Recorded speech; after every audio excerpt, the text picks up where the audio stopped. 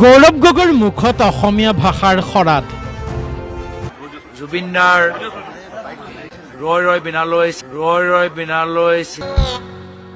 মোৰ কোনো ধৰ্ম নাই, মোৰ কোনো জাতি নাই, মই কঞ্চনজংঘা। এতিয়া ইংৰাজীও নুবুজাৰ ভাও এই অসমীয়া চাহাবৰ। অসমবাসীক ইংৰাজীৰ পৰা অসমীয়া অনুবাদ শিকোৱাৰ ধৃষ্টতা গৌৰৱৰ। কৰ্ণাটকৰ মন্ত্ৰী প্ৰিয়ংক খাৰ্গে ডাঙৰীয়াই কৈছিল যে ভাৰতবৰ্ষৰ ইঞ্জিনিয়াৰিং টেলেণ্ট কৰ্ণাটকত গৈ আছে। হয়তো আমাৰো অসমৰ ভাল ভাল ল'ৰা ছোৱালীবোৰ ইঞ্জিনিয়াৰিং পঢ়িবলৈ কৰ্ণাটকলৈ যায়। আমাৰ অসমৰ ছফ্টৱেৰ ইঞ্জিনিয়াৰ কৰ্ণাটকত কাম কৰি আছে। সেইখিনি আমাৰ অসমৰে ইঞ্জিনিয়াৰিং টেলেণ্ট কৰ্ণাটকত আছে। এইখিনি কথা প্ৰিয়ংক খাৰ্গে ডাঙৰীয়াই ক'লে। গৌৰৱ গগৈ ডাঙৰীয়া, মুখ্যমন্ত্ৰী ডক্টৰ হিমন্ত বিশ্ব শৰ্মাই কি বুজিছে বাদ দিয়ক, কিন্তু ইংৰাজীৰ পৰা অসমীয়ালৈ অনুবাদতো আপুনি যে অত্যন্ত কেঁচা সেয়া আপুনি প্ৰমাণ কৰি দিলে। হয়, আপুনি ইংৰাজীৰ পৰা অসমীয়া অনুবাদ কৰিব নাজানে, নহয় অসমবাসীৰ ৰোষত পৰাৰ ভয়ত ইংৰাজী নজনাৰ ভাও ধৰিছে। কাৰণ কংগ্ৰেছ সভাপতি খাৰ্গে পুত্ৰৰ জঘন্য অসম বিদ্বেষ ঢাকিবলৈ গৌৰৱ গগৈয়ে অসমবাসীক শিকাব খুজিছে ভুল অনুবাদ। ব্ৰিটিছ পত্নীৰ পাকিস্তান সংযোগৰ অভিযোগক লৈ গৰিষ্ঠ সংখ্যক অসমবাসী এই যোৰহতীয়া সাংসদৰ প্ৰতি সহানুভূতিশীল হ'ল বুলিয়ে অসমবাসী মানি নলয় গৌৰৱৰ বেবেৰিবাং অনুবাদ। বাংগালুৰুৰ বিজেপি সাংসদ তেজস্বী সূৰ্যক আক্ৰমণ কৰিবলৈ গৈ অসম বিদ্বেষ প্ৰিয়ংক খাৰ্গেৰ।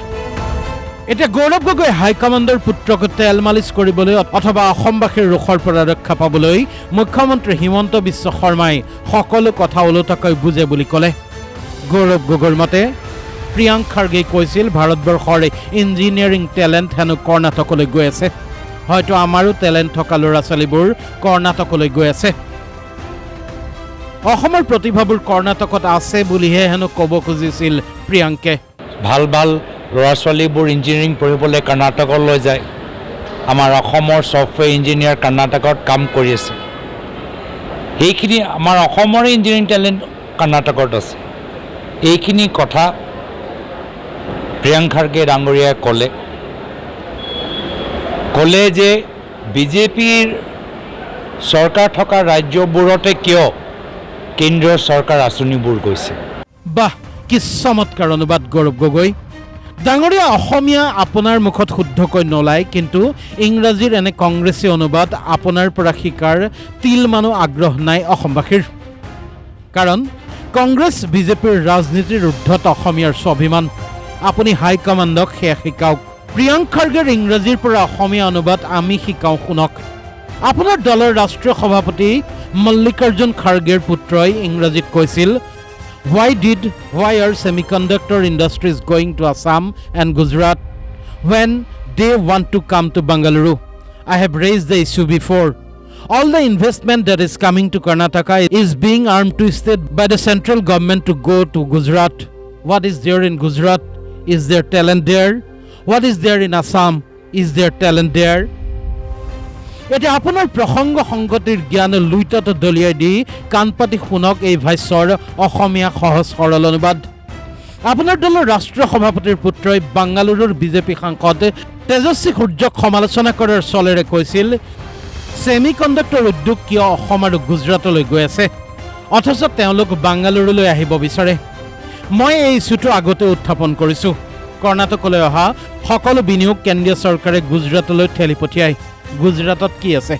তাত প্ৰতিভা আছেনে? কি আছে অসমত? তাত প্ৰতিভা ক'ত আছে?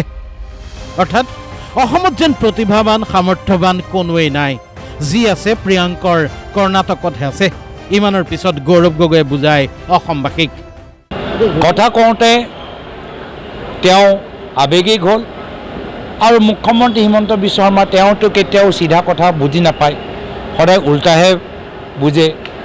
গৌৰৱ গগৈ ডাঙৰীয়া, হয়তো ইংৰাজী আপুনি ভালদৰে জানে, কিন্তু ইংৰাজীৰ পৰা অসমীয়া অনুবাদত আপুনি অতি কেঁচা।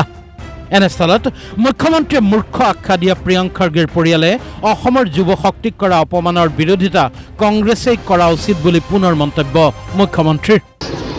এই গোটেই খাৰ্গে পৰিবাৰজনেই অসম বিৰোধী, বাপেকে ভূপেন হাজৰিকাক অপমান কৰিছে, পুতেকে অসমৰ যুৱ শক্তিক অপমান কৰিছে। মই ভাবোঁ যে কংগ্ৰেছ দলে ইয়াৰ বিপক্ষে মাত মাতিব লাগে আৰু কংগ্ৰেছ দলে তেওঁক বুজাব লাগে অসমৰ সংস্কৃতি কি, অসমৰ যুৱ শক্তিৰ ক্ষমতা কিমান, তাৰ বিষয়ে নিশ্চয় তেওঁক বুজোৱাৰ দায়িত্ব, তেওঁক সকলো ইতিহাস বুজোৱাৰ দায়িত্ব কংগ্ৰেছ দলে ল'ব লাগে। আৰু প্ৰিয়ংক খাৰ্গেৰ ওপৰত মোৰ মন্তব্য যোৱাকালি মই দিছোঁ। সেয়া যিয়েই নহওক, ৰাজনীতিৰ বাহিৰত গৈ প্ৰিয়ংক খাৰ্গে নিজে এই মন্তব্যৰ বাবে ক্ষমা নুখুজিলে, গৌৰৱ গগৈ ইংৰাজীৰ ভুল অনুবাদেৰে অসমবাসীক আভুৱা ভাৰিব খুজিলে সহ্য নকৰিব কোনো বিবেকবান অসমীয়াই। Bureau' report, DY365।